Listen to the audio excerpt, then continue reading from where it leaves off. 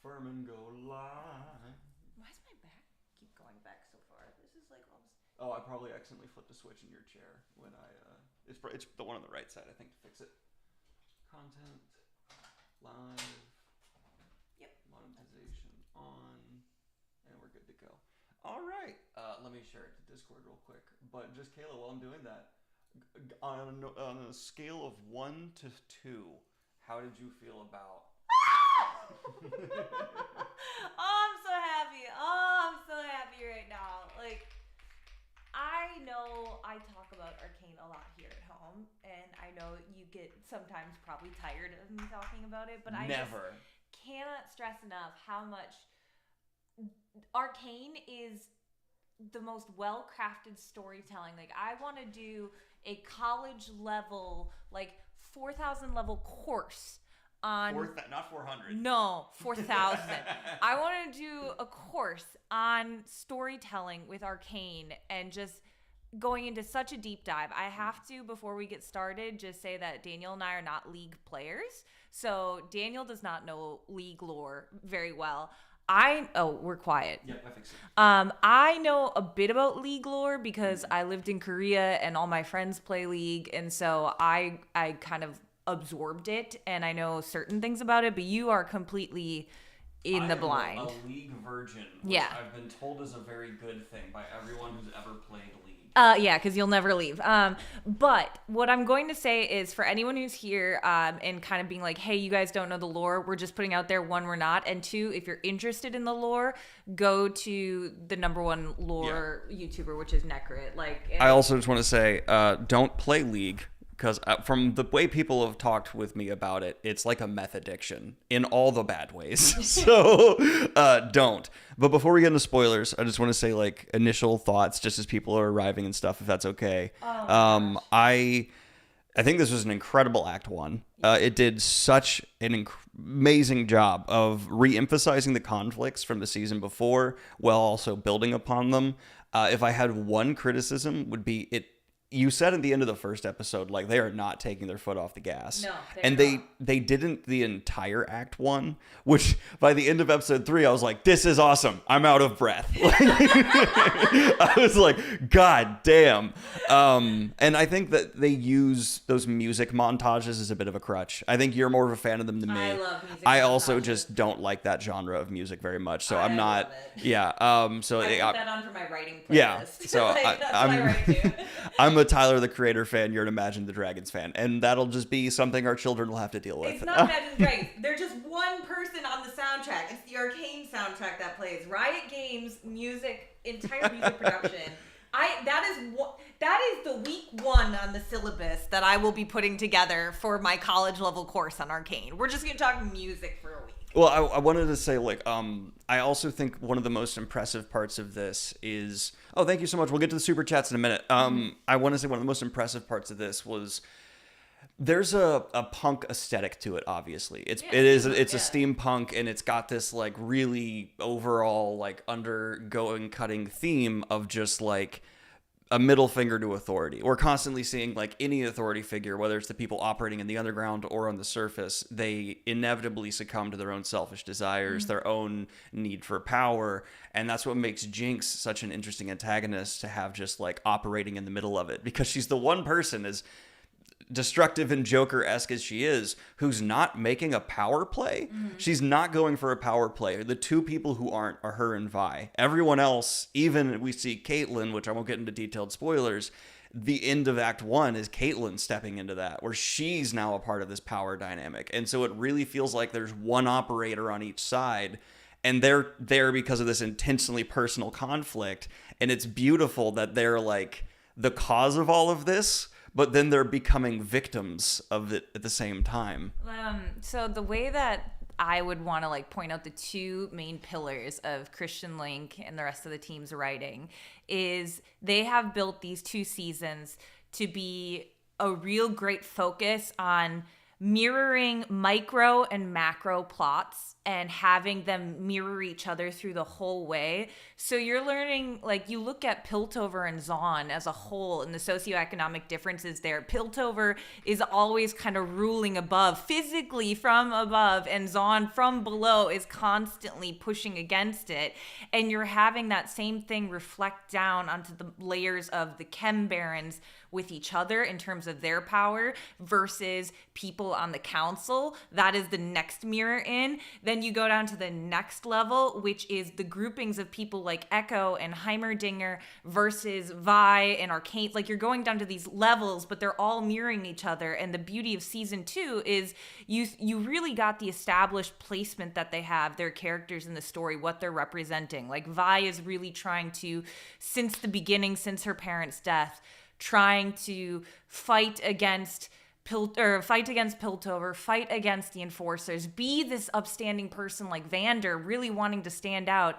And yet now in season 2, we flip everything, not just like what their beliefs are, but their positions in the story, the roles they're taking in the story. Vi is not she is not the leader of Zaun, which is what she thought of. She is not the leader of Piltover. Yeah, that's what I'm saying. Like, her and Jinx are independent operators almost. But like, I'm saying it all reflects down, which is why it hits so hard, because you're feeling that on a macro level. The city itself is playing into the emotion, because it's not just two sisters fighting. You're feeling an entire city, an entire nation. And that just makes the grandiose scale of the background of the Arcane itself feel so much larger, because you're already feeling these things mirroring each other up the trend, you know? And so it really just feels like it hits you in a way. And then the fact that season 2 is all about flipping that, so you, the audience, cannot feel comfortable, settled in what their roles were last season. You now have to get used to them being a completely new character in a completely new role. And that's I feel like adding to the momentum we were talking about, where we're like, this is just, it keeps going. Well, I mean, someone just said in chat here, I also want to say, hey, thank you, Oʊʻkeɪ, appreciate it, and I hope to meet you too at Dragonsteel, but I hope you're still around after having to dip. But thank you for saying congrats on the engagement. I hope you all can tell why I proposed to this nerd. I want to say, like, there is a bluntness to the dialogue at times that I feel like the pacing, if it slowed down like 5%, they wouldn't have to do it. I'm thinking of specifically a bit of a conflict that happens between Vi and Kate, where she literally is like, oh, you should join the cops. And she's like, they killed my parents. Do you not know how that feels? And I'm like, okay, they had 10 seconds for this scene, and so they did it in 10 seconds. Yeah. And I wish, because there's only 6 episodes left, right? There's 3 for next week and 3 the week after that. I'm just hoping this isn't the typical Netflix thing where they told them, like, you get 9 episodes, and it's like, come on, I will, already just from how much fun I'm having, I could watch 20 of this. Oh yeah. But also, like, I just hope they really were given the time they need to tell the story. I don't know, because Arcane was such a success. I don't know how much leverage they have with Netflix, but Netflix is notorious for being like, you have 8 episodes, and it's like, True, and it's not like, I wish I could have the confidence to say Netflix wouldn't tank some of their best things, but they like, willingly do that. I don't understand. Netflix, if for some reason you're watching... Why? But I feel like it's not, like, the nice thing about Arcane for me is it's not just one big daddy in the field being Netflix. Riot Games... Yeah, how much is Riot? I know they... Riot's a pillar. Yeah, but I know Riot's huge. That's not... my question is, how much are they... So I know, are their writers writing the show? Yeah, or Christian Link is part of... I'm, like, correct me if I'm wrong, because I don't know these people. But this is just what I thought I heard and read. But Christian Link works with Riot and is... part of, or one of the people that works on the lore, I believe, for League of Legends, and as a writer of the lore, created Arcane. And it obviously has paid off for Riot, because my gosh, I'm sorry, I'm with Korea, from Korea for a while, so League is like a culture there. Yeah, like, we have the finals, and like, it's a big thing. Well, the reason I specifically asked that too is because knowing that it comes through that these are coming from people who understand the lore, because the details and the background and the implications you get and the trust they have also at times, like not to get into the literal last stuff of Act 1 already, but like there's a shot at the end of Act 1 that's like, oh, this is like actually a lore thing, and if you're paying attention you'll know what's going on, and if not.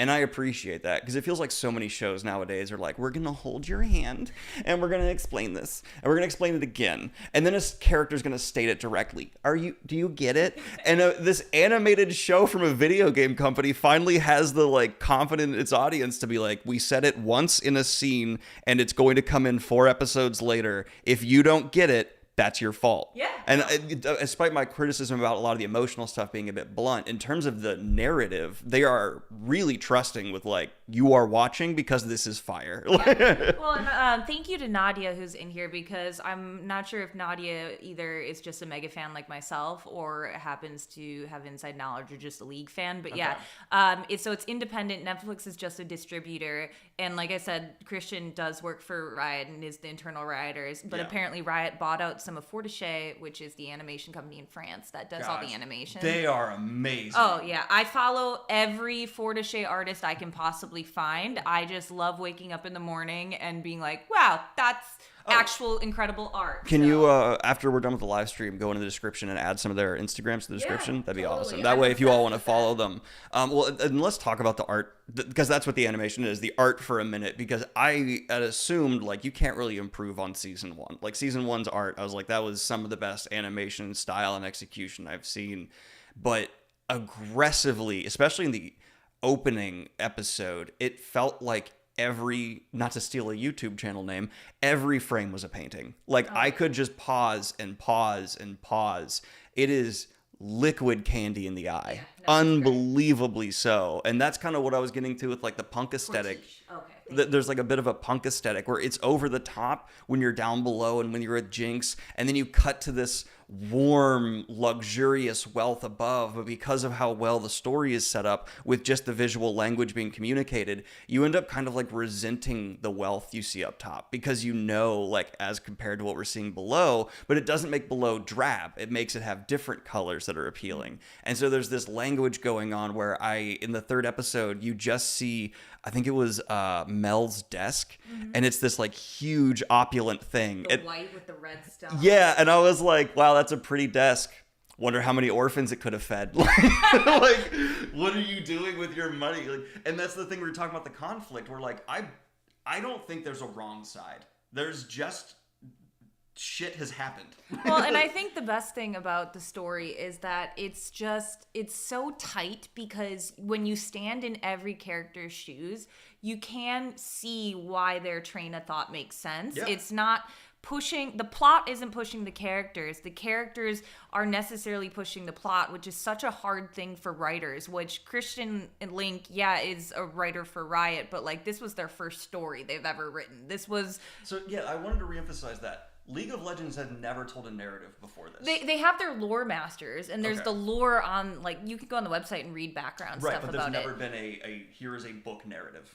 No, not that I know. Correct me, League fans. I don't know, but as far as I know, no. And as far as I heard, this is like the first story they put together, and they really worked so hard to make sure everything was kept at that micro level where the main focus is on Vi and Kate. What? To me, Season 2 screams Aether Punk. I mean, yeah, that wasn't okay.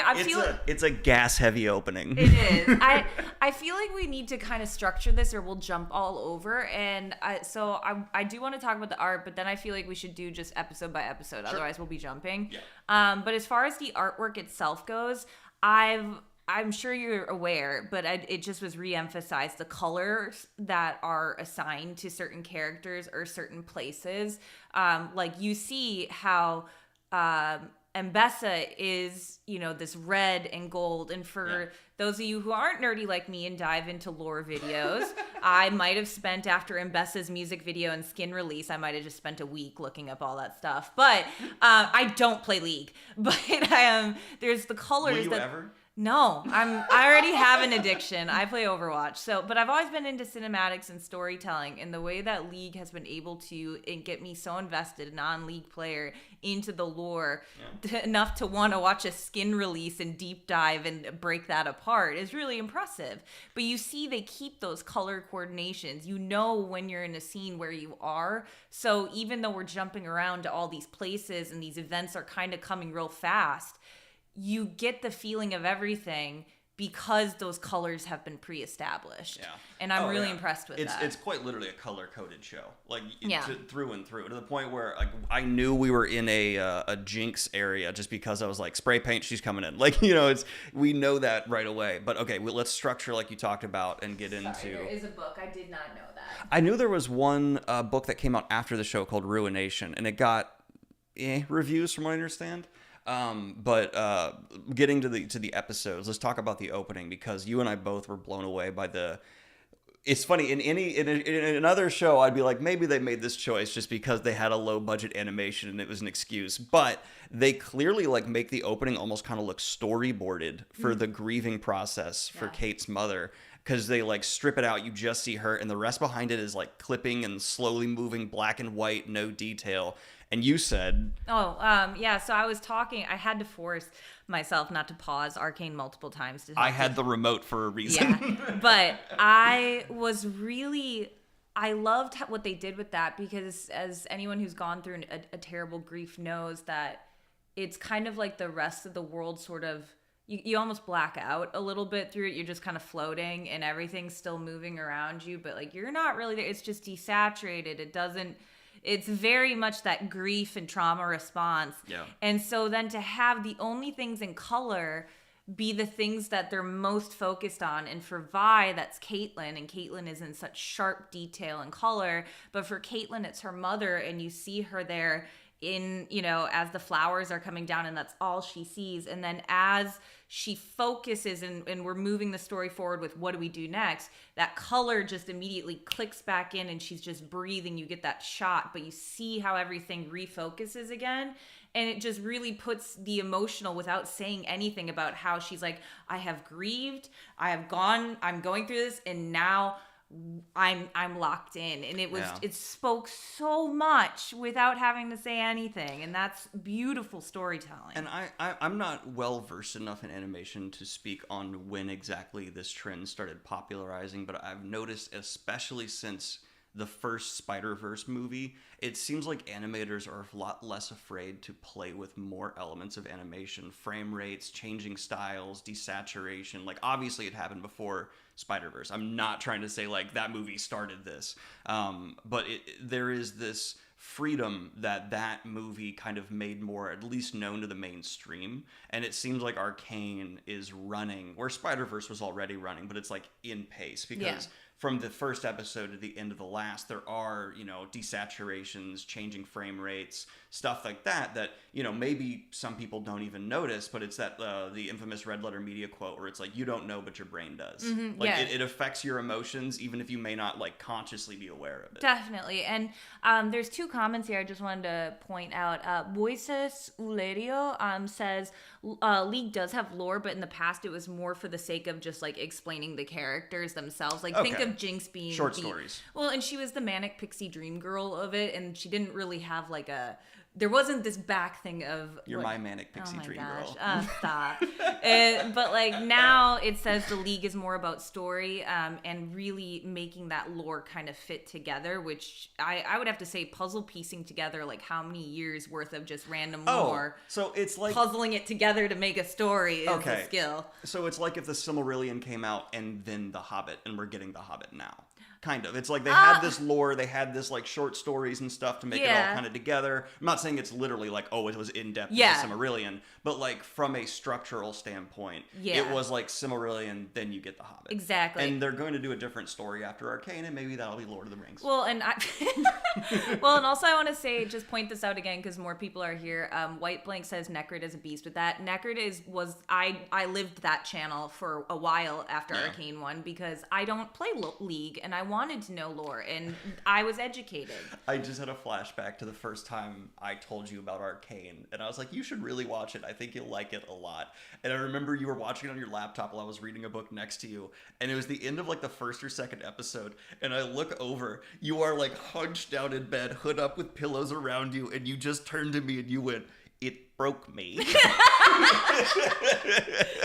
Because I'm telling you, like, I want to flip a desk, rage scream, talk about Arcane to everyone I know, because there are so many stories out there that I think could learn from this, and just the way you can emotionally gut wrench someone without having to pit the audience against one character in particular. You can pit the audience against all of them and make them feel for all of them at the same time. Like, you haven't seen, because you didn't want to spoil yourself, you haven't seen Ambessa's Skin Release music video. But it made me so much more sympathetic to her as a character, which you haven't gotten to yet. But it's just like, it's brilliant. It's brilliant. It's brilliant. And I just love it. Okay, so let's talk about continuing with episode 1. Yeah, there was this really a way to, like, because Caitlyn, I feel like, was this character in season 1 that, like, we got to know, but you didn't form like the same emotional bond you get with Vi. So this season was trying to focus on that a little more. Oh, definitely. But in a writing choice, it did it in a brilliant way, because if you want me to immediately just go like emotionally to a character, show them having like pain in a way that is profound. And there's this scene where she's sitting next to her father on a couch, and he gives her something from her mother. And what's happening there is important story-wise, but there's this deliberate choice from a direction standpoint in the show that they are not comforting each other. They're not next to each other. They are sitting straight, looking forward. And it's like there is this gap. And she confesses, like, I had the shot and I didn't take it. And he doesn't say anything. He just blinks. There is this actual emotional void that they show happening when you know this character needs everything that's not that.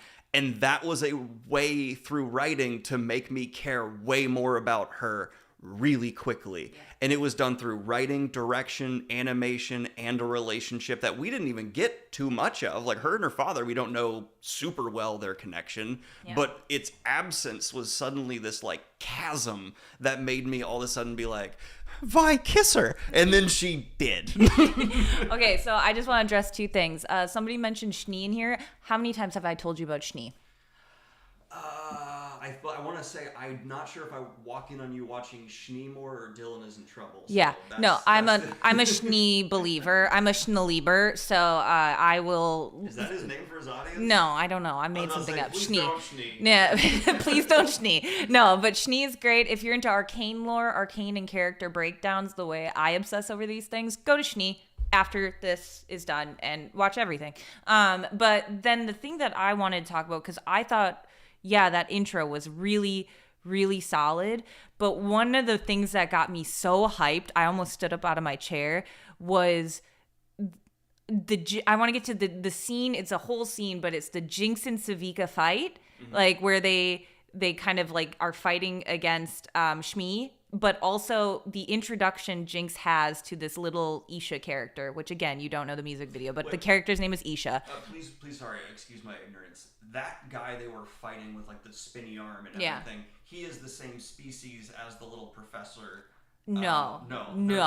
Why are they both little furry dudes? Because there are many types of characters in League. Okay. And Heimerdinger is like ancient. Right, but they're not the same species? No. Okay. Correct me, League people. I could be wrong, but I believe I'm right. I don't think they're the same thing.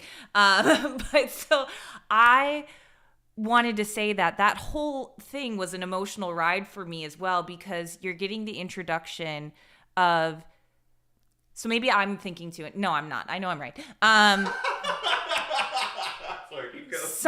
So it starts off with Jinx's grief. So we've seen Caitlyn's, we've seen Vi's, we've seen Piltover. Yeah. Now we go over to Jinx. And first thing we see is her kind of going through the motions of leaving Silco in the water. And I just love how that reflects so much of her having this father figure who was trying to cleanse her and become Jinx. And now she's letting him go. And there's still so much turmoil inside of her. And then you see the way she's reacting to this child coming in, this orphan child who like literally falls in her lap. And I can't wait to watch the emotional development of that coming up, because I feel like this is going to be a big, huge thing for Jinx. It's not a choice between Powder or Jinx for her. It's going to be a lot of her accepting both sides of her. And I think she can only heal that by facing that small child who was left next to Vander's dead body. And, you know, like I think you are going down the wrong path. I think Jinx is going to fail that child, and it's going to... I'm not saying that's not going to happen. Oh, okay, I'm saying I think Jinx needs to figure out all those, like, she is so traumatized and suffering so much, and I feel like her character, what are we going to get for a resolution for it? And I feel like for Jinx to find any sort of, or Powder to find any sorts of sense of peace, there's going to have to be this reflection of her own child self, whether it comes through a traumatic thing with this child that's now following her, or whether it comes through healing and saving, or just in general, like giving this child a life she didn't have. Like, I could see her just being like, you should not be with me. You need to go over there.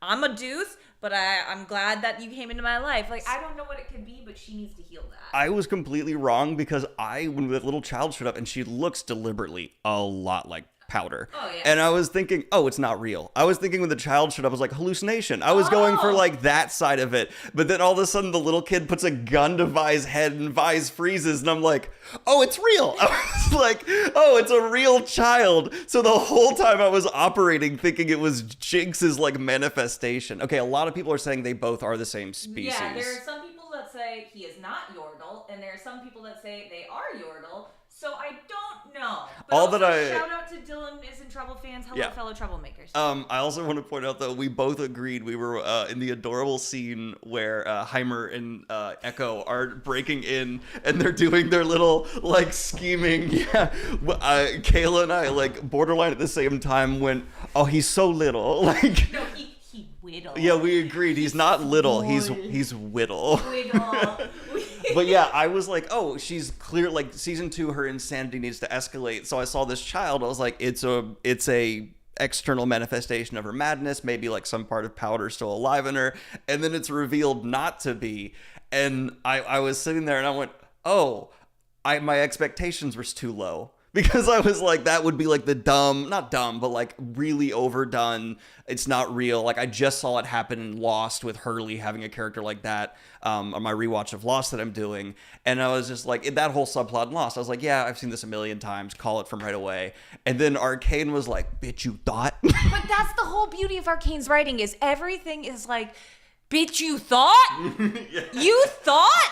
Oh, no. And so I'm just like, wow, this is like just that alone. But then we get this beautiful thing with Savika and Jinx bonding over Silco's death. I keep wanting to call her ceviche.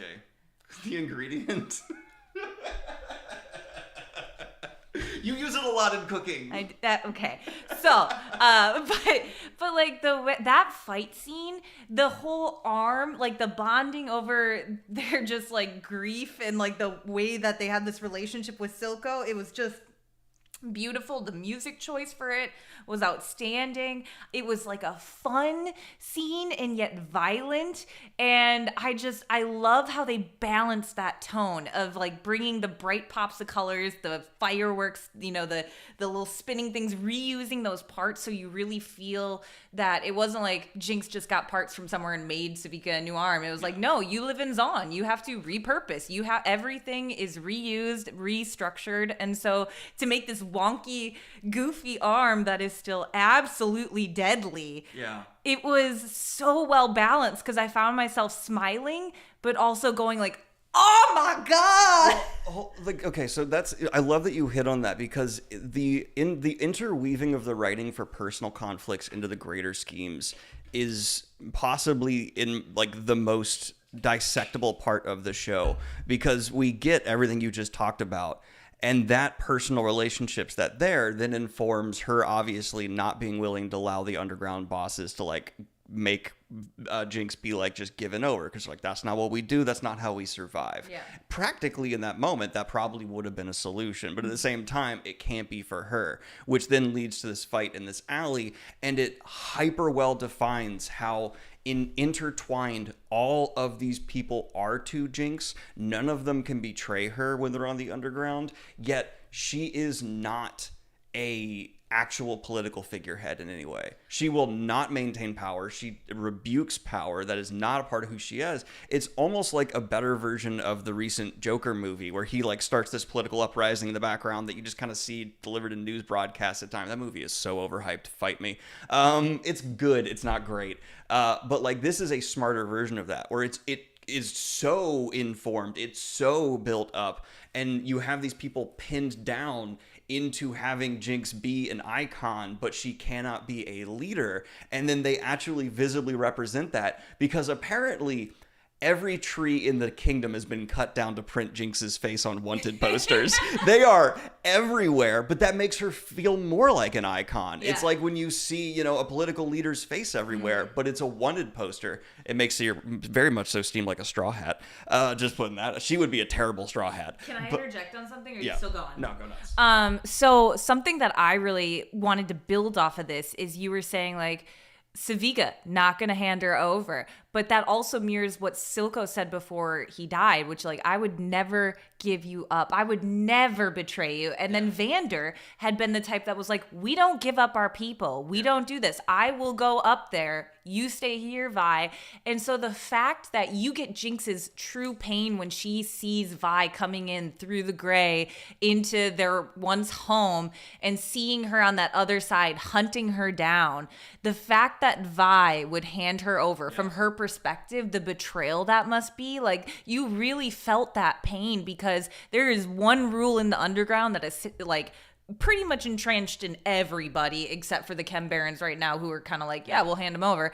But like most people are like, we do not give up our people for Piltover. And her sister doing like willing to follow in for that. Yeah, and it kind of felt weird seeing Vi in the uniform, Vi being like, as much as I actually, I ship Vi with her cop boo, but it repulses me seeing Vi in a cop outfit.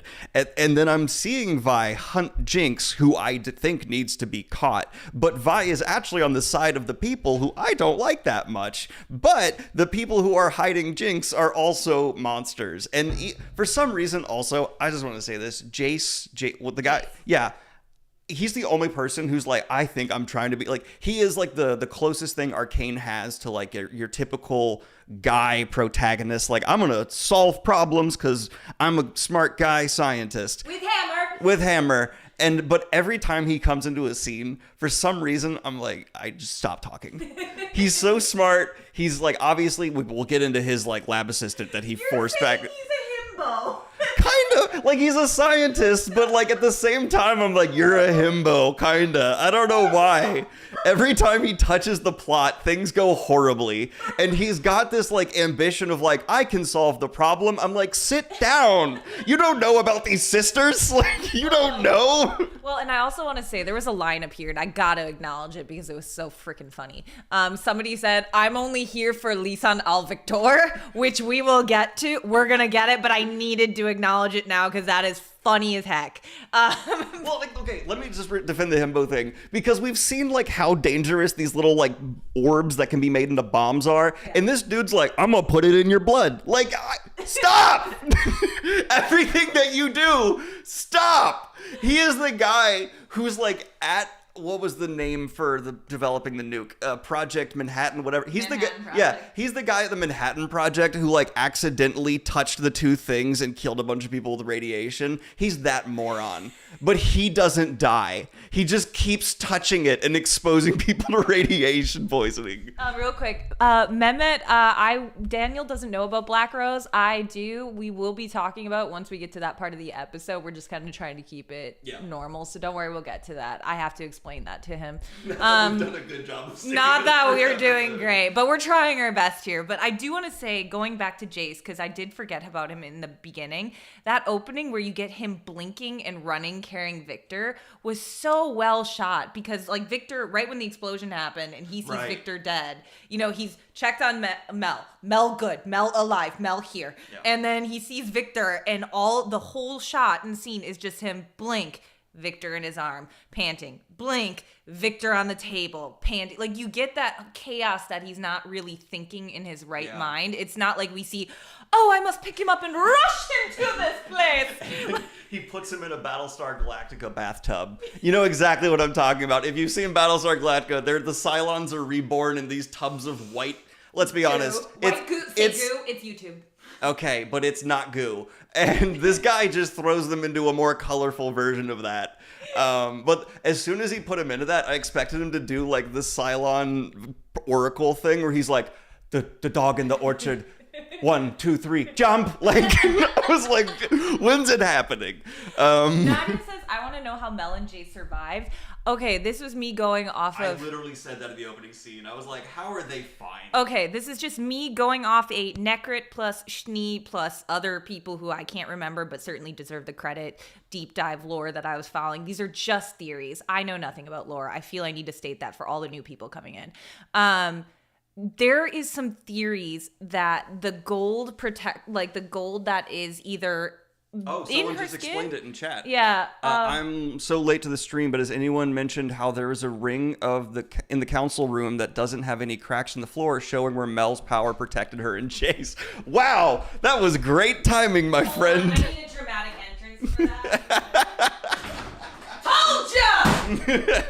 I told ya! Yeah, that was really well timed. Feeling so good right now. Mel Magic. It's the gold. That's why you saw at the end of season 1, that gold, like, ring, that you get that little shing at the end of the scene where she's looking over her shoulder while the rocket's coming in. I will say there's a lot of different kind of magic going on in Arcane. That's because League is got so much magic. If there's one thing the writing's not communicated perfectly to me as a dumb guy who's watching it without playing any League of Legends, it's me just not understanding all the details of all the magic. But I imagine you've gotten a lot of those details. That's the fun part, is so I feel like I'm the midpoint. I feel like I connect you to the League people because you will never join and you want to know, but you do not have the time. But I have the time. And I have enough addictions in my life. Well, so I will connect you to the League I'm people. the equivalent of someone who has only watched Rings of Power. You are someone who has also watched Lord of the Rings movies. Oh, yeah. And then there are people who have read the books. That's like the spectrum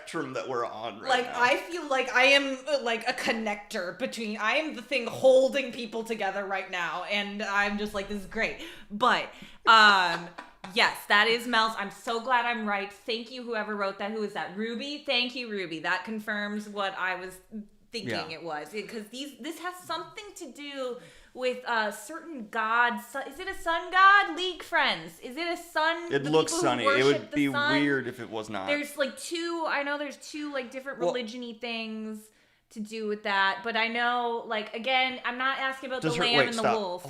Does her mother have the same power? I don't know, but okay.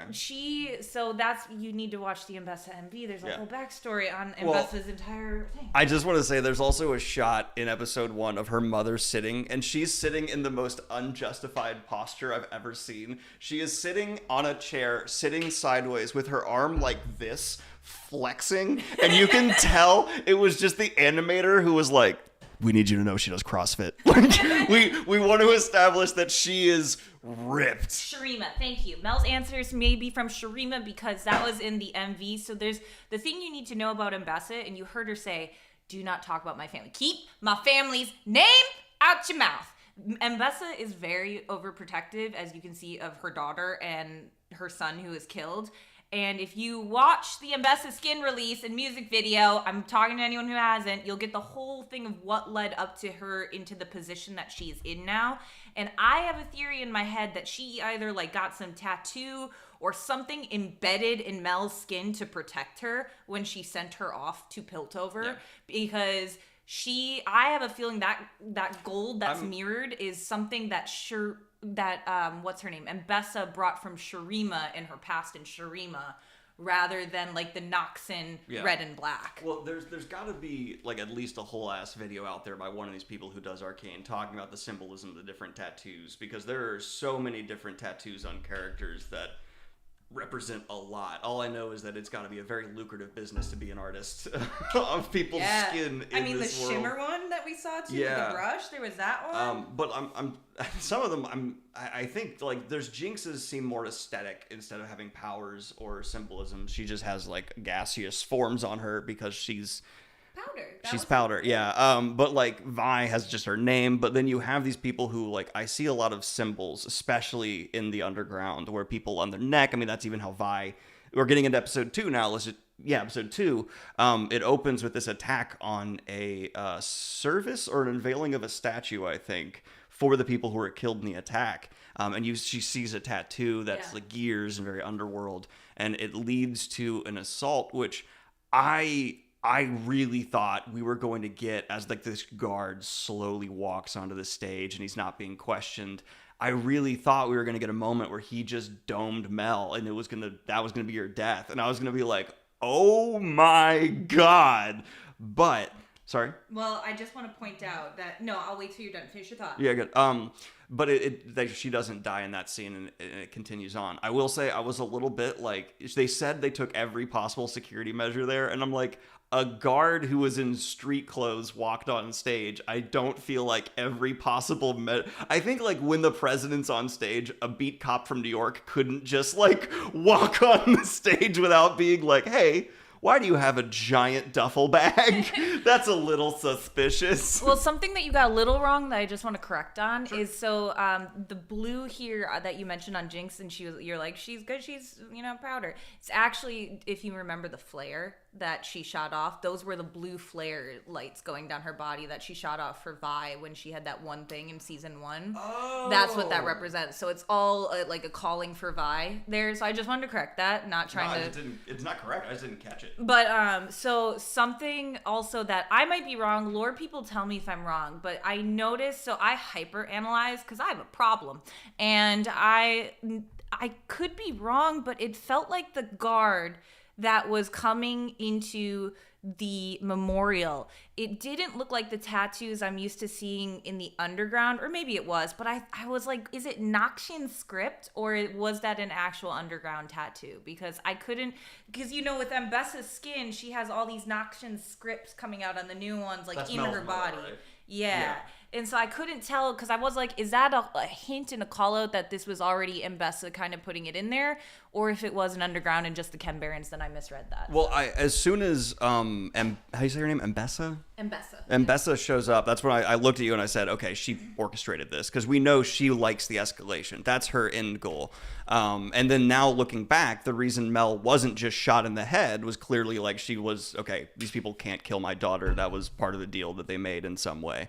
But I then love that she wasn't just working with the underground. She then betrayed them and was like just being a part of this crackdown. But that is again getting back to conflict. Episode 2, I feel like narratively was more focused on setting up, like episode 1, we understood the conflict from up and down. Episode 2 then like dissected the conflicts between the enter in the up and down, because we then see the mob bosses after we get this montage to Imagine Dragons playing the same song they always play.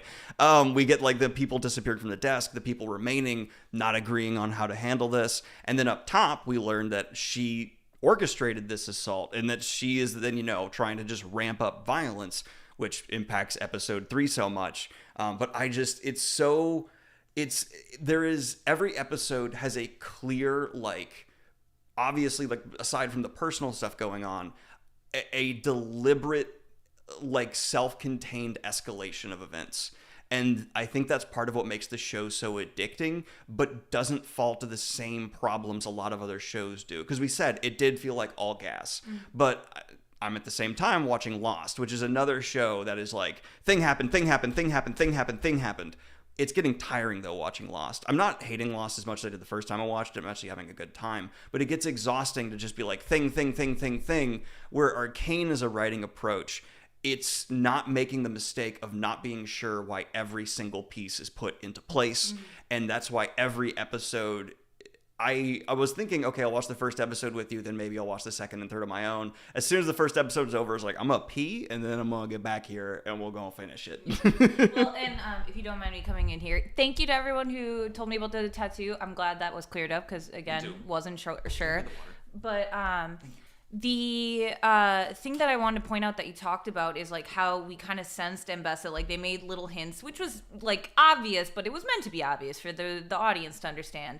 But it makes it so that the audience is aware there's another deeper thing at play other than the primary distraction conflict that Ambessa is clearly setting up going on. And that is because, and I want to get to this because we touch on it in episode 2 before getting more of it in episode 3, the Black Rose. Now, there's a lot more people here than we were when we started. I talked about micro and macro plots at the beginning. Sorry if I keep referencing that. But the Black Rose is something Daniel doesn't know anything about. I don't know much about, but I can't explain enough if you want to get Don't explain anything that hasn't directly been in these 3 episodes, because we're talking spoilers for those episodes. I don't want anyone to feel like because you know stuff about after. Okay. And I feel like that wouldn't be fair. That's going from spoilers to advanced spoilers. Then can I ask you, what are you interpreting this Black Rose red magic that came out dealing? Because my point is, you know there is a greater game being played. There's a reason Ambessa's there. There is a bigger threat going on here. And that's why I'm talking about those different levels. We go from Vi to the Chem Barons to the Council and Arcane, like Piltover versus Zon. Then you've got Ambessa with this red magic. And then you've got the Arcane itself with Viktor, Lisan al Victor, as was said before. And just all these different levels mirroring each other. What are you interpreting this Black Rose red magic scenes to be? Because they started in episode 2. I want to know your perspective. So and again, these are not spoilers because this is my theory knowing nothing. Kayla's very good about not telling me stuff. So actually, to draw a parallel to something that I know in other media, because I like doing that, we're going to take a hard left turn. In Star Wars, in the no longer official canon, I believe there was a book that I either read or was told about in detail that explained the reason Palpatine was trying to build these Death Stars wasn't because of a fear of the rebellion, the tiny little rebellion who had no chance against him in his mind, but it was because he was aware of a threat from another galaxy. And there was these aliens possibly coming, and he was trying to prepare his empire to be strong enough to deal with them. And so, now getting back to Arcane, and I have no idea if this is right or wrong, to me it feels like there is a whole big threat that we don't fully understand that is like on a level of not Lovecraftian, but like, you know, with all of these different magics going on that seem on a similar power level. This seems like the Superman among the Justice League. It's like this is the one who can pick up the building and drop it on Batman if you really wanted to. And so it seems like she's aware of it. Clearly she's aware of what this is, and she is trying to use the excuse, escalate the violence down below to then get the people and military power and control she sees set up to either control whatever this is that we see discovered at the end of episode 3 more clearly, or to fight against it. But beyond that, I got nothing.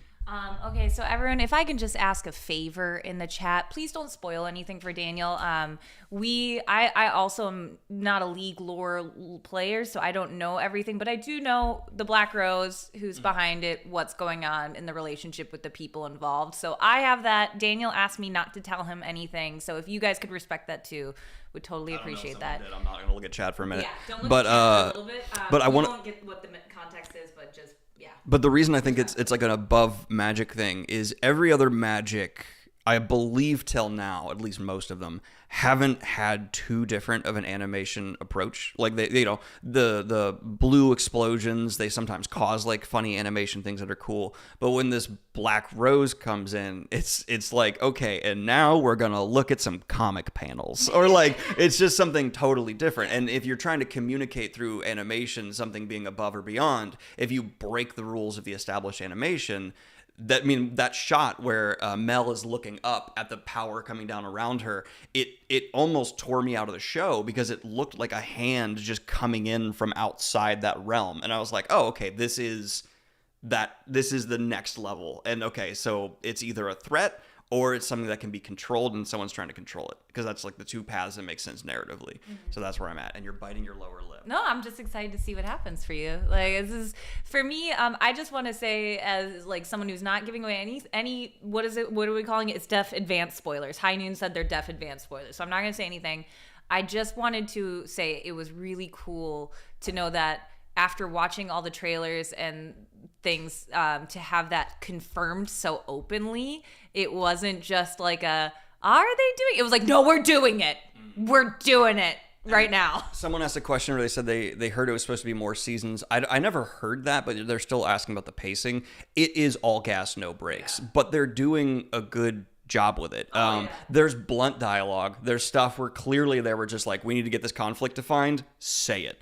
But the balance is still overall, it's not, I mean, I'm not going to give it a perfect 10 because of that, but I'm still like, obviously just having seen the first 3 episodes of an entire season, it's like, wow, this was like a 9 opening in terms of me being emotionally invested, constantly engaged. I was trying to take notes for ideas for my book, and I kept being like, I missed something, and like not really willing to look at it much. So no, I think the pacing's fast, but so far it's fast pacing for 3 episodes, which is not going to totally gas anybody, in my opinion. Well, in my thoughts on this, and I think Ruby really hit on it in the chat. Shout out Ruby. Ruby says, I think the fast pacing works because grief makes the world seem like it's flying by faster than you can keep up sometimes. And I agree that when you, depending on what grief it is and what trauma you're going through, sometimes it can just feel like everything's moving and you're just stuck in one place, focused on one thing. But I also think when war and actual siege and like attacks are happening, it can feel like that same level of destruction you felt in the first few minutes of Arcane season 2, episode 1, where it's the post-explosion and everything's just kind of rattled and you don't really know what's happening and you're just trying to cough and breathe through it. That's exactly what's happening through all 3 of these episodes, because Piltover's getting attacked multiple times. They're trying to respond to it, but things just keep happening. And, then their responses are to be just as equally reckless in a way, and tactical. But, like, at the same time, like, Caitlyn's just throwing everything into it. And so I feel like people can lose themselves. And so this feeling of go, go, go adds to the whole sense of, like, why are they kind of just making decisions? How are these things happening so fast? Like, Ambessa all of a sudden weaseling her way, towards the council seat exactly where she wanted. It's because people are taking advantage of that chaos. People are taking advantage of people's grief and pushing through things that maybe a rational mind in a better place wouldn't. That's really carefully measured out through every character decision, is when someone makes a bad choice, this is a series about bad choices. I can't think of a single example of one where I went, that wasn't set up right, because everyone is on a corruption path of sorts, not in the traditional sense of like fully becoming a villain, but either giving way with their morals or letting, working with people they normally wouldn't. And I think that's one of the big hooks of the show is they made such a good job of making you care about Powder. Now she's Jinx. They made you really like kind of see Vi's frustration, but now you really don't want her to end up where she's going. And it's this you love them for their faults, and their faults are being taken advantage of, and so you end up being really hurt watching them do this. It does sometimes feel like an elongated music video. That's their style. I know you love it. I would seriously, I would just edit it. I would put in a different song. I would just take out, I'm going to take out that Imagine Dragons song and we're putting in Baby Got Back, like anything else. I think there's one place where I thought it didn't feel, the character action felt a little abrupt for me. There was just one that I felt. And that was Viktor saying goodbye to Jayce when he walks out of his little cocoon and is just like, Jayce. And Jayce is like, no. And then he's like, I must go. And then he leaves. I'm like, I just felt like, I don't know. I feel like Jayce wouldn't want to allow him after being cocooned for so long to just be like, okay, bye. I know you need to leave. Bye. Like in Jayce's shoes, I was like, again, he's a himbo. Because I'm like, dude, you're a scientist. He could be radioactive. He could be about to fall apart. And you just let your Frankenstein monster go. No. And then he grabs a dude by the head and like makes him soul orgasm or something. I don't know what that was. Yeah. Well, I have an idea idea about that, but that's going to the third one. So can we let me just back? Yeah. So I do want to say I'm not going to criticize it yet because it hasn't gotten to where it needs to go. But his assistant just suddenly being a monk, I was like, I don't know why Jesus has been introduced as a subplot. It was a little strange. That was the one thing where I was like, why is this guy? I know this. Are we going to see him walk on water? And then I saw them like grab someone's face, and I was like, okay, let's see where this goes. I'm not against it, but I'm like, what is this? I don't want to spoil anything for you, so I'm just going to say it's a choice of how they're tying it into League lore, but it's not what the League lore I read before Arcane started was. So, like, Viktor's character in the game is a little different than what is being presented here. But I'm really enjoying the story that's getting, because it all makes sense to me. Viktor's like obsession with, his walking and his sickness and healing people and Zon. It makes sense to me why it had gotten to the place he is, and then why he's choosing that one path, because he is seeing so much destruction and death, and literally he was supposed to die and he's not. Yeah, there was that very important line where he was like, I shouldn't be alive. here. Yeah. And what did you do? And so this need to I am no longer listening to counsel and reason and people controlling this. I'm going to do something. I like how they're developing this following for Viktor, even though as far as I'm aware of the game lore, it's not a one-to-one, but it does make sense to me. The one thing I am going to disagree, though, is there's some people in the chat saying that, it just felt like there were too many montages.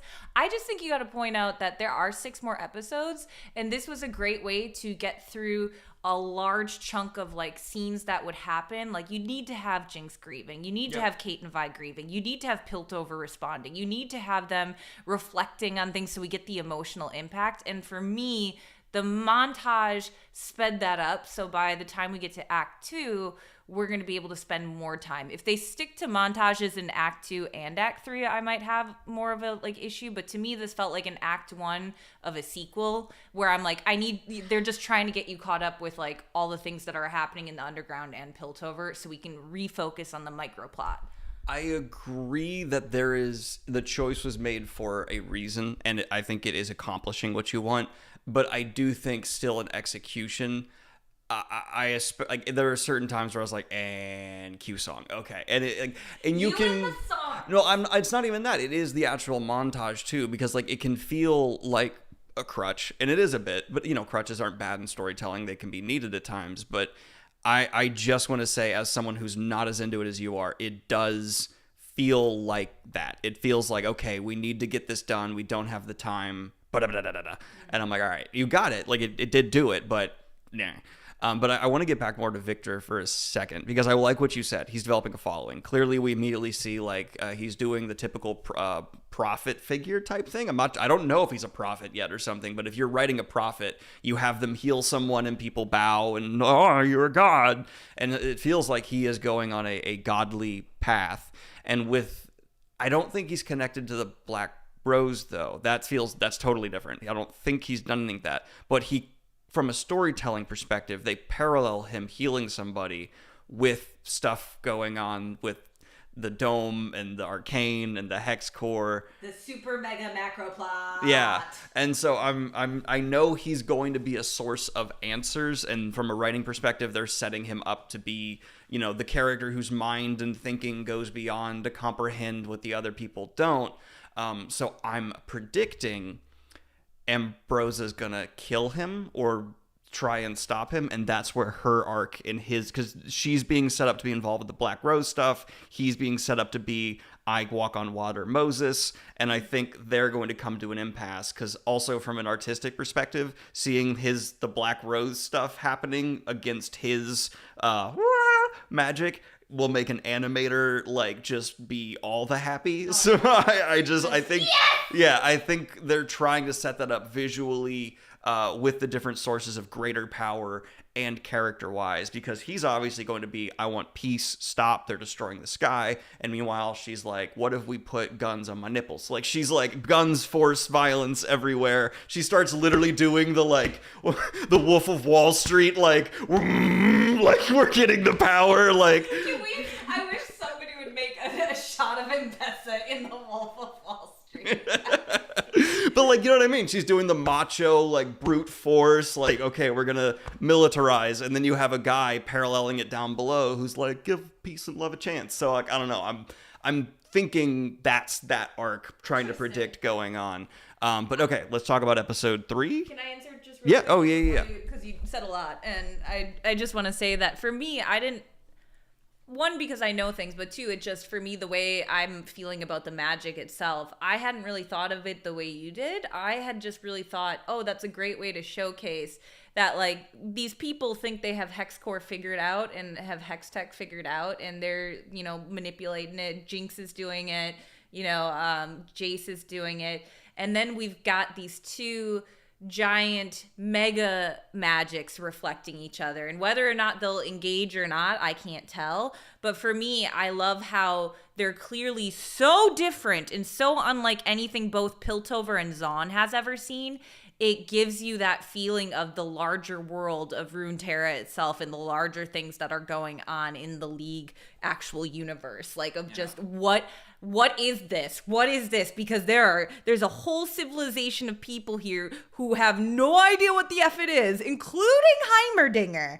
And I always feel so bad for the laymen in worlds like these who are like, I'm going to sell my stuff at the store, and then all of a sudden there's Jinx running by throwing bombs everywhere, and then there's a gaseous cloud, and then the reality rips for this other stuff, and you're like, I'm supposed to pay my taxes. Like, well, I don't know. I feel like it's doing a great job of like showcasing those bigger things going on. It's the Ambessa manipulation that's going on behind the scenes. It's this magic, we don't know what it does, that's going on behind the scenes. And yet we're still able to be hyper focused on relationships between multiple characters. Thank you for reminding me of something. I took a note that I don't have my iPad with me, so I can't bring it, but I forgot, and you reminded me, and this is why I love you, and I'm gonna buy you something. That was weird. But I specifically took the note that in a lot of even my favorite fantasy books, there is one character who's the manipulator and everyone else is the victim of them. And it kind of bothers me the more you see it. Really good political written fantasy doesn't have that. Like Song of Ice and Fire, ton of manipulators. Like there's Littlefinger, there's Peter Dinklage's character, Tyrion, thank you. But in a lot of lesser written fantasy, it's just there's the manipulator. And Arcane, there are like 4 classifications. There are schemers, there are manipulators, there are leaders, and then there are victims. or the played, I should say. And every character can, depending on which conflict is being focused on, kind of, because you'll see someone be played here, but then they turn around and they scheme and end up manipulating this person. And there's this constant, so no one feels like they don't have agency. No one feels like they have too much agency, but somehow the balance still stays where it doesn't feel like just chaos, because there's also a risk if you have everyone affecting the plot that the plot just feels like a shotgun to the face, which Arcane a little bit does, but intentionally so. Like, it feels like there are plans in the works and they're constantly being destroyed. Exactly. But that's the problem. Nothing can actually get momentum because they're just undercutting each other at every turn. That's why Arcane's season finale for season 1 hit so hard. Because it's this buildup of like Zaun versus Piltover, independence versus, the ruling class, and then finally reaching a consensus, and then Jinx just blowing that up. But that reflects every single thing. It's all about mirroring these giant plots with these smaller plots, and that to me is the best way to tell a good story, is because it's reinforcing everything. So it hits harder. It's not like you have this one-off moment and then it comes back later. It's constantly being reflected in every single character and every single relationship they have. So it doesn't matter what scene you turn to or what person you click on, they're having that same feeling, but from their perspective. And it makes you go, I get why, like, even the Chem Baron, who had like very minor role season 1 and a minor role this season before she dies, but like her son was killed by Jayce. It makes sense that she shows up and wants retribution. Like, it's all these things that are just like, I can see from her perspective. Like she's furious, she's mad. So And that's kind of why everything feels so dangerous. Like, everyone feels like they're capable of doing something horrific because all of them have been wronged in such severe ways. But there are two people who feel like genuine, just good guys. And the show intelligently has made them buddies. And it's Ekko and Heimerdinger. And they're just trying to, like, help orphans and, like, do the best they can. And because Arcane is Arcane, I'm terrified they're going to die together. I'm so afraid that this show is going to go, you know, the two people who are really trying to do good and they're vulnerable. They're just helping all these little kids. I'm afraid the show's going to be like, and bomb. It could just be like, and now even more horrible stuff can happen. Well, I really like that you brought them up because for me, I think it really fleshes out Jayce's next arc that's coming up because Jayce had been kid from nowhere who managed to get power due to his intelligence and his friendship with Viktor, and then kind of not overthrows, but like removes his mentor from a seat of power, kind of goes a little unchecked, thinking he knows everything. Yeah. And now he's faced with Heimerdinger counseling another pupil and Jayce kind of having to humble himself and be like, all right, maybe my mentor was right. And now we're trying to work together. Like, what is this? What have I unleashed? What have I done? Yeah. And for me, my theory is that this is going to reflect Jayce's final thing that should happen, which will probably be a Viktor v. Jayce, because Jayce is now somebody who's going to be seeing the hex tech and seeing all the terrifying aspects of it. But Viktor is now made of hex tech. Yeah. Viktor is the hex core. Here's my opinion of Jayce as a character with his actions so far, including dipping a dead person that he's failed in so many ways into God knows what fluid and being like, maybe this will fix you. If you said his next arc, well, first of all, we know he makes a terrible cup of tea because of Ekko's response to the tea he drank. If the rat man likes your tea, but not the human being Jayce, maybe you got a problem. So maybe he'll just be like, you know what? This mystery mercury fluid tastes pretty good. That'll make good tea because this man has no scientific restraint whatsoever. But jokes aside, like, that's part of his like fundamental flaw, right? And I think Arcane knows he even has like the burly 5 o'clock shadow, like he's got the muscles. They're like, this is your typical man who thinks he can solve things. Hammer! And yeah, and he picks up a big hammer and he's like, I'm gonna solve the problems. And then the end of episode 3 is him finally seeing the consequences of that, where he goes, oh, what have I done? Because like reality is shattering around him. Ekko and the other guy maybe they're just even dead there. Who knows? I just think it's so funny that one of them, because he like Ekko and like Heimerdinger, he's trying to do good, but he doesn't have their caution or their wisdom. So he just dips his friend in mystery juice, throws him out in the street to be Jesus, develops weapons of war, and at the same time is like, guys, maybe we should stop the fighting. Dude, you made the guns! Well, and I want to say, somebody asked, what do you guys think happened at the end of the 3rd episode?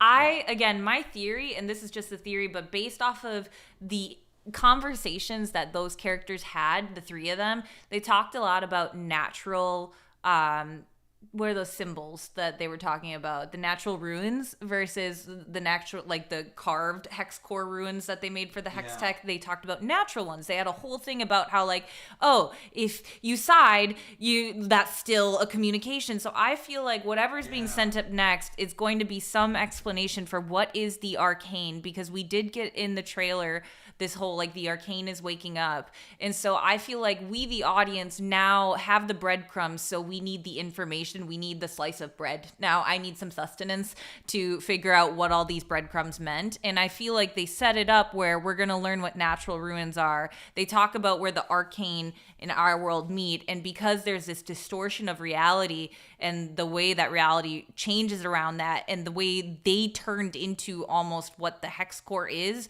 my theory is we're going to be delving into more the mechanics of the magic of Arcane itself, and we're going to be learning more about that. I want to... Wild runes, thank you! Yeah, wild runes. I think that was great. That was really smart. Also, someone said I'm wrong about Jayce and said I described him wrong. How? How did I describe anything wrong? Did he not dip his friend in mystery juice when his friend got out, went, I don't know why it worked, we're not going to look into the side effects of this, and then let the guy who could be bleeding magic or totally about to fall apart walk out into the street? Jayce is a fucking freaking moron. He's really, I am not a Jayce hater. I actually like him in the show. I'm taking him in how I think the showrunners want him to be taken, which is he is someone who is very smart, arrogant, and not very wise. And I think that's great. I think he's playing into the plot in a super interesting way. I like the amount of agency he has, and I like that they haven't forgotten him, because I feel like he could have been a character that you kind of let just fade, but they're keeping him integral because I think there's a lot of potential there. But he is so reckless. See, I think going off of that, just building off of you, we see when we're first introduced to Jayce, we see him out in the middle of the wilderness with his mom about to die, and then meeting this mage who saves him and then transports him, and then they end up working themselves into society. I think Jayce is going to have an arc of having to come back to that place he was, because I think Jayce has lost himself a little bit. Instead of finding himself in science, he's like, I shouldn't have been in the council. I should have been here with you in the lab. And I think Jayce is losing himself in like, I need to be this or this or this, and like, this is what I'm supposed to be. I think he needs to come back to the place of humanity and like seeing his mother dying and just needing help and finding like, that's where Jayce needs to go, because I think Jayce has really lost who he is and is trying to just fit a bunch of boxes, which to me makes him sympathetic, because I like what's happened to him, other than like he's trying to do good and have science, he's trying to help people, but like he doesn't know how. And I think part of that is a loss of, what am I supposed to be doing? Where did I come from? Look at Viktor. He came from Zaun. He's also brilliant like me. And we were put in this position, but he is choosing to walk away from it for other, I'm sure, reasons too. But like, he's walking away. And I feel like Jayce is now in this place where he's kind of feeling like he's almost being not pushed around, but he's feeling like a tool that's being used by multiple people. Yeah, I hesitate to try and predict total finals for characters, even though I've done it a bunch here with Arcane. I just don't want to say like I'm definitely right, because Arcane has a really good track record of surprising me in the right way. But if I had to predict in a typical storytelling of Jayce's setup so far, his ending is going to be kind of like the, because I've seen something similar in not exactly Mad Scientist characters, but other setups where it's like, he needs to accept that he's not the main character. He needs to accept that he can't solve all these problems. And if he just not fell in line, but instead focused on like some smaller issues that he could help fix while other people handled other things, suddenly he becomes like, a pivotal player and a great piece to have. His problem, and I don't want to sound like some like communist, but I'm like, he does not fall in line. And in a show about authority and power, like that is such a interesting player to have, someone who is almost like too much not respecting boundaries when there's so many people who are evil power players. And I also understand like the emotion that drives his mistakes too, because like, yeah, what was he supposed to do when Viktor tried to leave? Like force him down? Like, yeah, that is risky, but the problem came down. Like, yeah, you shouldn't have made a situation come about where that was a possibility. And I think it's directly stated from Viktor, where he's like, I should be dead. He's like specifically saying, I should be dead. You should not have done this. You are going too far. And I really have like high hopes to where that conflict's going to go for him, because he's maybe the one character who we have not seen his internal turmoil, his heart as exposed in the script. It was more so in season 1, but season 2 so far, he's just been doing a lot. Yeah. And I'm really excited to see where those consequences come in. Yeah, I think a lot of the story is that so much of the people in Arcane are reactionary to things. In Piltover and Zaun, there's a lot of reactionary responses to people, and there's not the cool level. That's why you see Mel and these shots to Noxus and what's going on, because you know that things have been going in Noxus that are much deeper and much longer running and have history, and that's why Ambessa is using the Piltover Zaun thing as a tool for her, because there's so much more larger things going on, and you can sense that there are certain people there who are meant to be these kind of like eddies in the water that are like kind of trying to stop the flow of everyone going, and they're trying to be like, stop, like you're falling into it, you're doing exactly, but it's just the reactionary sense of a new city, a city of progress, a city built on like constantly moving forward and moving and moving and moving. There's no real sense of stop, think. And Zaun is the same. Zaun is constantly a city of develop, react, figure out a way to survive. It's not a city you can just sit in and try to figure out what is the best option here, what is the best thing to do. Sometimes the best thing to do in situations is to just pause or walk away or leave. And I feel like that's the biggest of all things that we're supposed to be like seeing here, is just taking a moment to kind of process, because everything started with Vi smacking Powder and leaving as a reaction. It all started there. I mean, there were other things going on, Piltover and Zaun, but like the cataclysm of Jinx becoming where she is today, it starts from emotional reactions versus these logical processing things. And I think that's such a great balance, because you're having science playing a part with magic in a world that's trying to balance reason and logic. And how do you balance science when it's being used and manipulated by magic? How do you maintain that logic and reason and balance? And that's probably a huge part of why I am seeing parallels between Jayce and the main character I'm writing, Mikhail, in my book, because one of the big lessons I'm trying to kind of convey through Mikhail, and the mistake Mikhail makes in the start of Better Dead, is you can get stuck in this trap where like he's being asked to make weapons, right? He's like, you need to make weapons for progress, like you're talking about, like we need to get better, we need to harness, we need to do more. And a trap that I see people get caught in all the time in the real world. Walking away is an option. Just no and leave. And so often, you know, characters cannot see that, and real people cannot see that. And I feel like Jayce, one, he's in love with Mel, so that's going to cloud his vision there a lot. And he doesn't see the flaws in Mel. And so it makes it so, yeah, I think someone said in chat, like, he needs to recenter himself. I completely agree. Like, he needs to realize that when someone's asking you to make weapons of war and they're talking about justifications of the war and stuff, you can still go, that's nice. I'm not going to be that person. Yeah. And, oh, then you're going to lose all this funding. Okay, I'm a super genius. I'll figure it out. It's okay to walk away from power and wealth and opportunity. And I feel like Jayce's flaw is he could never see that. He can't walk. And it reflected in Viktor. He couldn't accept Viktor being dead. I can fix it. I can do more. And that's the main character syndrome I'm talking about, where he's like, I gotta do something. But also, I see a lot of people have you talked about Isha yet? Do you guys know who Isha is? How are you feeling about Isha? You don't know the name Isha yet. No, I don't think so. So that was released from another music video.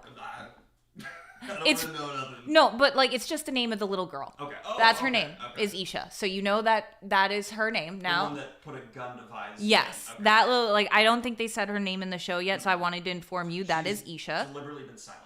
She's been deliberately, unnamed and stuff. And a lot of people are asking, what are your thoughts on that? We kind of covered a little, but I don't think we went into detail. So I don't mind going back if you do to like cover in more detail. I could give my theory for what I think she's going to play.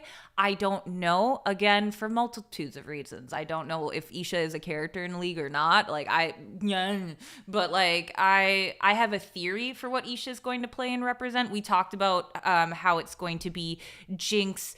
Kind of, for me, I think it's Jinx having to reconcile with herself, her smaller inner child. I think Jinx is traumatized. We have had this Powder v Jinx set up constantly. It's what everyone in Piltover and Zaun is after. They're after Jinx.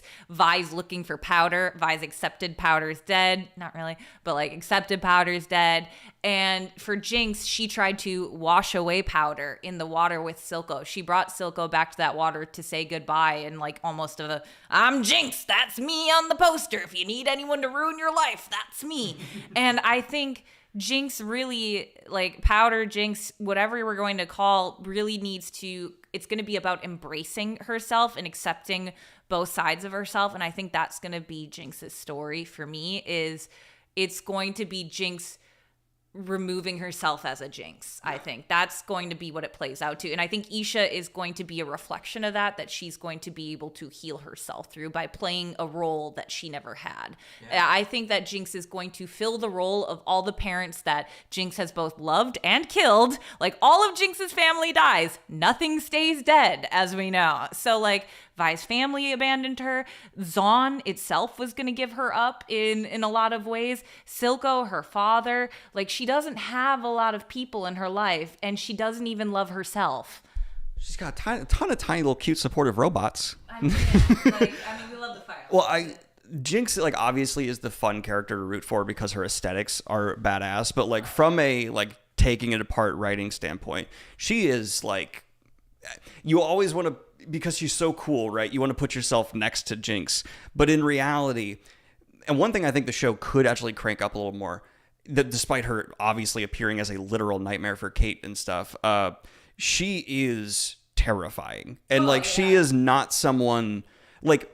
The only difference between people who are like, oh, like Jinx is like the punk versus you would never call like the Joker a punk is largely gender and aesthetic based. Mm-hmm. If Jinx was a man who was not like manic pixie dream girl attractive, she would just be a terrorist. That's what she is. She is a terrorist. And YouTube just demonetized me right there. Did you see it? No, I'm joking. But like, And I think it's really cool that I think the show is aware that people give Jinx an unnecessarily long leash sometimes. Like, you will see people talking about, like, well, she's justified for this and that. When it's like, I'm sorry, the moment you make a bomb, you're not justified. And Vi even says, like, you're orphaning children. Like, Vi, you are a monster now. I just saw something in the chat that it's both in agreement with... Can I borrow this for a second? Yeah. So Ruby said something that sparked another idea, and I just want to point it out. It was first, Isha threw Mouser at Smeech's gang, which I thought was such a good sign. She is a mentee. Mouser's is that little mouse bomb. That's what she named it. Remember Mouser? She's like, let me fix Mouser. So she's the mentee figure for Jinx, but her first acts were used to defend others, whereas Powder's were for Mouser were to actually hurt. So when Powder was that age and she had Mouser, she killed Vander and Clagger, and she, like, her Mouser, well, that was the monkey, but like her Mouser hurt, and Isha's first thing with Mouser was to save Jinx, but I mean also kind of hurt. I mean, the guy died.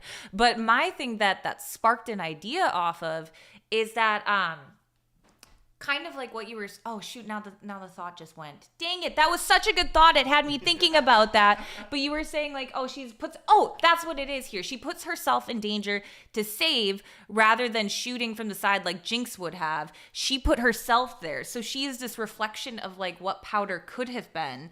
Whereas like she's here in this position to save, but putting this up as like a protection. Whereas Jinx, Powder, when she was a child, went to the fishing house, went to that building, and she was like, I'm gonna fucking get these people here. I hate to break this to you, this is really funny. One, you ducked out of stream when you do that, and from my angle, here's what I saw. I saw Kayla put her head down. Kayla, you just dabbed on Arcane. Oh, I didn't know that. I'm sorry. I'm sorry. I didn't realize that. But yeah, I was just like, I love how this was the thought here. The thug chasing her when she was carrying the loot. I also found that was a great mirror of when Powder was being chased carrying loot from Piltover in the first episode of season 1, and she had to throw that loot in the water, and she disappointed her friends and family. It was just another great moment of seeing a mirror of a story that happened. Adult Jinx running away from another gang, carrying her loot, and this time someone showed up for her, and that was Savika. And I don't know, for me, it might be reading too much into it, but I just felt like that was a great parallel of a life story that happened for young Jinx versus old Jinx. So we're talking about like different layers of storytelling a lot that happen in Arcane, because it feels like the writers really communicate with the animators to be like, this is going to, like, they are in constant talk to layer in like storytelling and all these details. And I know you have a lot of thoughts on this because you've talked to me about it before.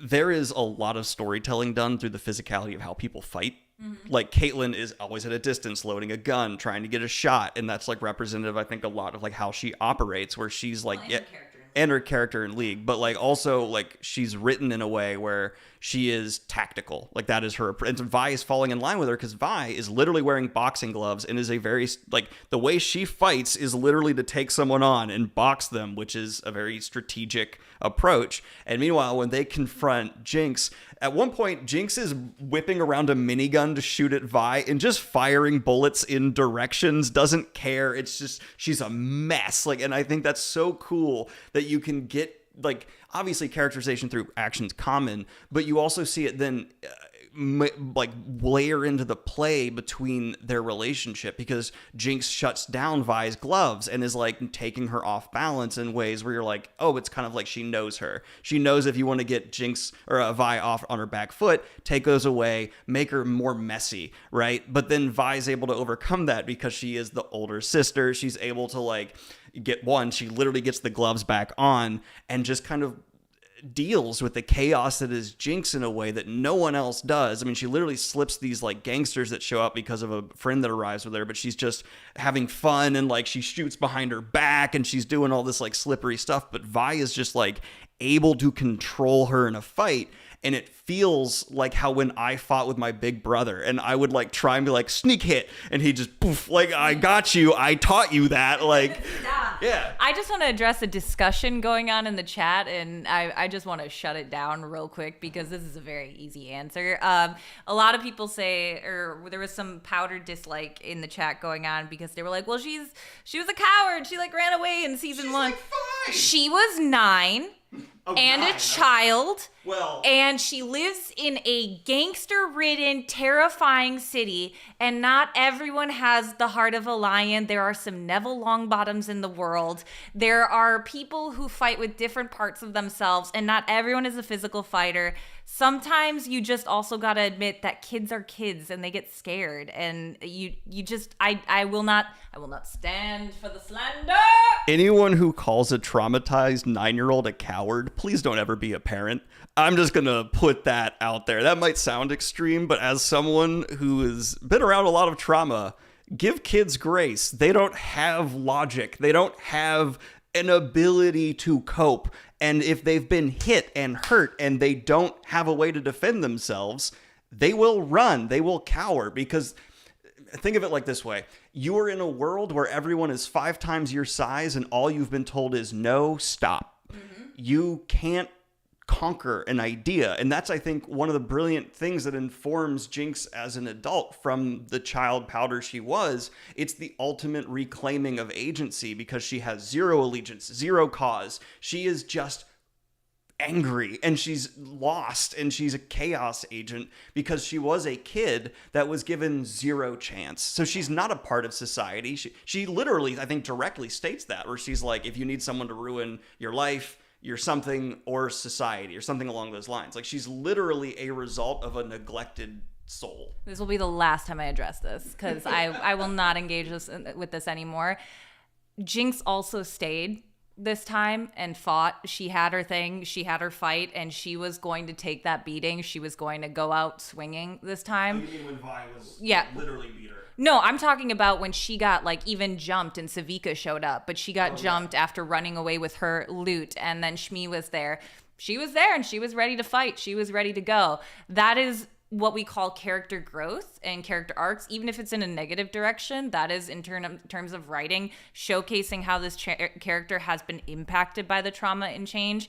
And so even if you want to say, oh, she was a coward because Vi always stood up to her, that's an ingrained, taught behavior. Yeah. That is not a fault of Powder for having an overprotective sister who looks after her.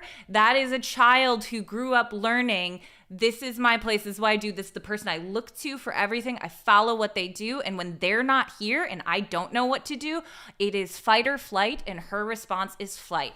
So I appreciate all the engagement, but that is going to be the last I address that. It's a sign of good writing that we have to get into like psychology 101, because like there's a misunderstanding that people are always like, I know the world, I'm solid. One, if you think that, you probably grew up in a pretty stable life, at least to some extent, at least in the grand scheme, at least compared to Powder, right? But the human brain is amazingly malleable. That has been shown in 1,000 different psychological studies, that you can literally take the most rooted, grounded person who's had like a great education, and if you start stripping them of food or their senses or their feeling of safety, you can turn them into a cult raving lunatic so quickly. We are animals with survival instincts. We also address that Jinx has mental illnesses. Yeah. She's suffering from schizophrenia. We are addressing it in the best way possible. Is it like canonly called schizophrenia? I quote me if I'm wrong, but I thought Christian Link addressed that it was like an attempt to showcase schizophrenia in a very like realistic and respectful manner, but I might have been just reading another person's response on that. I thought that's what it was interpreted as. It at least comes across like how Sanderson will take a real life mental illness and he'll bring it into his fantasy world in a very representative, respectful way, but he doesn't name it that out of the I don't want to then put anything from this character on that illness. So it kind of seems like that. Oh my gosh, I keep calling Smeech Schnee because I'm obsessed with Schnee and I listen to everything he says and it's wonderful and I cannot wait for him to put a video out on this. But you're right, it's Smeech the character and Schnee is the YouTuber. I apologize if I've been misusing those. So sorry. It's just love. But like, here. It's cool to see like this show does give an example of like everyone thinks they're above falling for a cult. Everyone thinks they're above falling in line for authoritarianism until you really get pushed. And then do Peloton? Because they use similar language for those. That's a whole book on it. If you haven't read Cultish, they talk about how modern organizations will use cultish language to engage in this following and create a community, and then that makes it difficult to leave. It is still something, whether it's malicious or not for capitalistic reasons, it doesn't matter. It's still a thing that's in tactics, even in everyday society. There's language used to manipulate and get people to fall into line.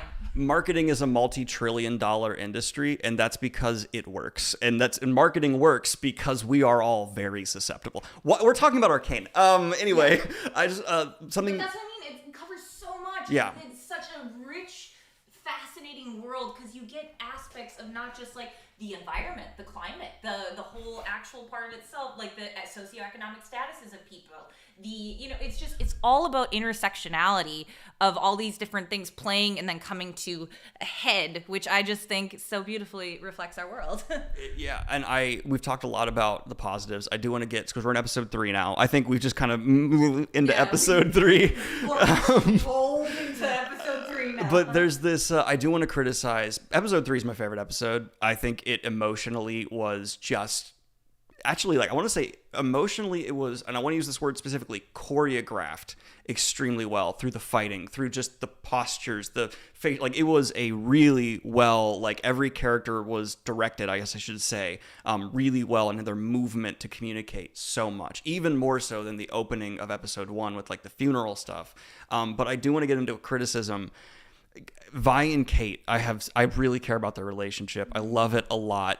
And we went from, I think, the first on-screen kiss together, which was a great kiss. I love that they had that kiss. I love that it kind of came out of like almost a little bit nowhere. Like you didn't see like a slow like lean in and like it was like a cutesy moment, but instead it was Vi just being like, I can't have you change. And then that was like, then it was like that. I need to show you I'm not going to. It was vulnerability that led to it. I think that kiss was an amazingly well done moment. Yeah. And then I think it's like 10, 15 minutes later, Kate is hitting Vi and walking away and abandoning that relationship after saying I'll never change.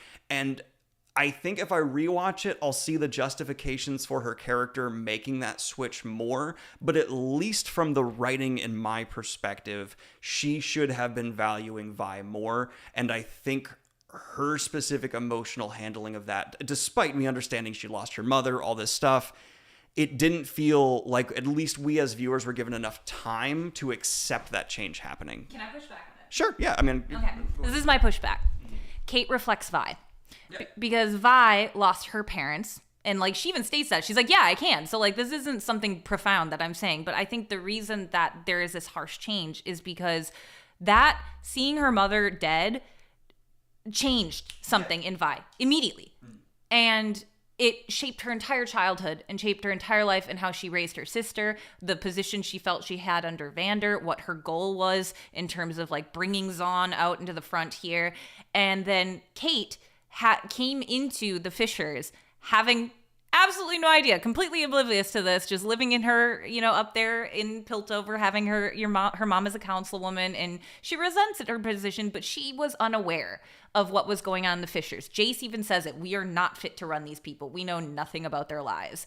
And so when Kate comes down there, she gets humbled and educated about like what it is down here. And then she, after having this traumatic stuff of season 1, sees her girlfriend's sister blow up, not just her mom, but everything she grew up with and everything she lives in. And it's, to me, just a reflection of Vi seeing herself go through what she did and where she ended up now, where it got her. And she doesn't want Kate to go down that. Let me clarify. I agree that, like, I like the reflections that's going on with there. And I'll even say I admit, like, her making the decision she did with the shot and her being like, no, I am going to end up in this authoritarian position. That I'm all with. I should have specified. It was more the literal, like, hitting Vi. And, like, there's a moment where they clearly, in a directorial sense, were like, oh, she's going to hit her with the, like, that physical violence switch is more what I'm saying. Like, for me, maybe, like, maybe I forget if there was even a montage between or not, but, like, I, as a viewer, it felt like emotional whiplash, but not in the right way. It felt like a snapping for Kate that should have maybe happened like an episode later. Like, right, I would have loved to see that happen after she takes an authoritarian mantle. Maybe we see so much more pressure on her. It was just that, like, specific rejection of Vi in such a harsh way that felt like it needed just a little more breath for me. And I'm not even saying it doesn't need to happen. Yeah. I'm just saying, like, this is 3 episodes all gas, and that was one of the moments where it felt like we hit a bump we could have avoided if there was a little less all gas. Yeah, no, I can see that. Like, that definitely is, like, a point where the physical violence is definitely something. I think it's just one of those things that maybe is being pushed away from. We all handle grief in a different way. Yeah. And I think when in a position of power and when being coaxed into a position of power by a larger power who is specifically strategically placing you. The most jacked arm we've ever. Oh, mummy! And so. For those who weren't here earlier, there's a shot where, what's her name again? I'm sorry. Ambessa is just sitting with her arm so center frame. Sorry, I just want to say that. Yeah, and so I think when you are already kind of in your most vulnerable state, because we saw in that first episode, it was black and white moving around her. She's just kind of making it through there. She's suddenly being put in this position where she's leading attack force. Now she is ready to be the general and be like kind of this martial law status in Piltover. When you are being coaxed into it, I think a lot more things might start to feel very black and white to Kate. And so things like if...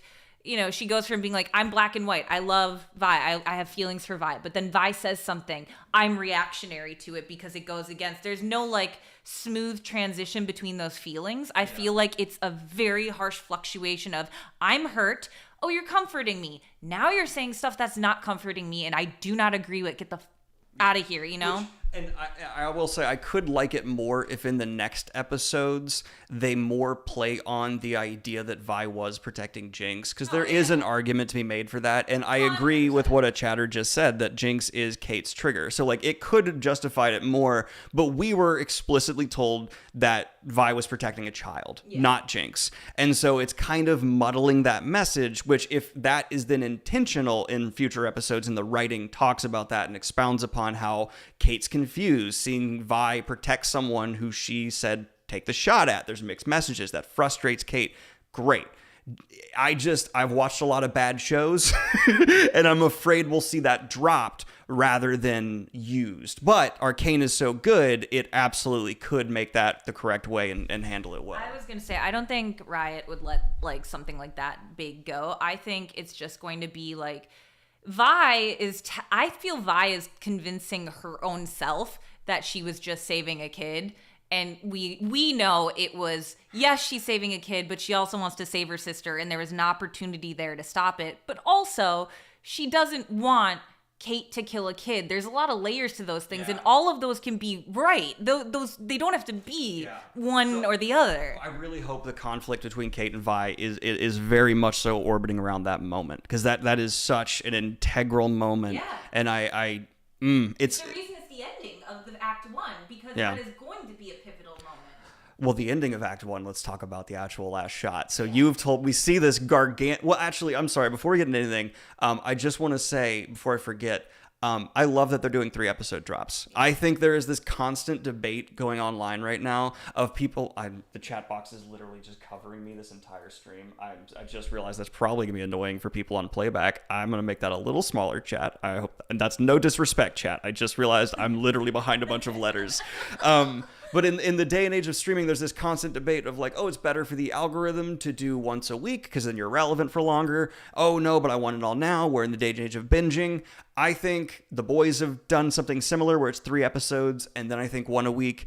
I think that's good. I think 3 every week is better. I think doing, and it makes so much sense in hindsight. I think breaking your show into acts is so perfect for the day and age of binging. I think it allows you to stay relevant for a bit longer. I think it also gives people more to talk about on social media because we have a full act rather than an episode. Yeah. It's also not so much that people can't quickly catch up and be a part of the conversation like the whole season dump does, where it's like, where do we kind of talk about? The fact that we're able even to do a spoiler stream that's getting more viewers than average from you right now is a testament to that, because it's helping it. So as someone who's obsessively looking at like streaming business stuff, because I just think it's interesting, I think this is the right answer. I think it satisfies the most people. There's still gonna be people who don't like it, who really like the all-in-one binge or the full week.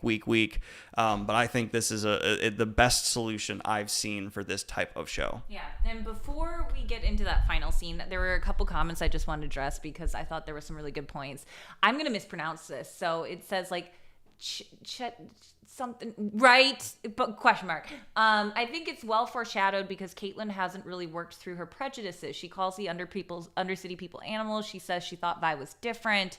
And yeah, I really think that's a really good point, because when we go down here, another person, sorry, it might have moved up the screen, but they were saying Vi and Jayce killed a child in season 1. In the Chem Baron's child and other children, when they came out, those were all, the kids that were protecting the Shimmer lab. Jayce and Vi killed a child. That was the Chem Baron's child that was dead. And Vi knows what it is to kill a child. Vi felt that when she was there. Yeah. So the idea of Kate killing a child, that's a point you can't come back from. Like, killing people in general is like but they're already at that point. But killing a child was something that devastated Vi and Jayce. Is there anyone in this show who's just not been through it all? I guess Heimerdinger and Ekko, they're just doing their best. The only people not responsible for just the worst things. But I think what was really a great point about that, and thank you for bringing that up, is because not only is it showing... someone said Jayce killed the kid, not Vi. Yeah, but Vi was there. She saw the death of the children, and she was also fighting those other people with the Shimmer. So I feel like if a child is there and you're looking at a dead body after what you just did, there is some sense of responsibility. Yeah, you're not just like, well, he killed him, so I'm fine. I'm pretty sure most people would morally feel fine. I have bad news for you, Kayla. In After Wars, when you talk to soldiers who are like, I didn't partake in the horrible stuff, it was that guy. A lot of people can, as we said, the human brain is very good. I'm not saying because Vi, that character, she will take responsibility for her actions, but it also would be believable for them to just be like, wasn't me. Because humans do that all the time. Yeah, it was her ideas, so I think there's a lot of responsibility that she feels for that. And not being able to go back on that for Kate, I think is a really good driving factor as well for why she wouldn't, not just the whole, I want to protect my sister, not just because it's a kid, but it's because I have killed a kid. It doesn't feel good. Don't do that. So as someone who has been obsessively reassearching this, I know you said you wanted this to be an hour stream so you get the writing. We're now getting close to 2 because this is just such a good show to talk about. But you are someone who has been really obsessing with where this season's going to go. You haven't been as worried about spoilers, but not getting into spoilers. Just with that final bait we're given at the end of episode 3, you see this gargantuan hulking figure chained up as someone else. A lot of drug use in this show, by the way. Someone else is doing some blood druggy stuff. I'm not aware because I've not been reading all this stuff. You might know exactly what they're doing, but I don't. What words would you use to describe the emotions of where you think things are going to go seeing that?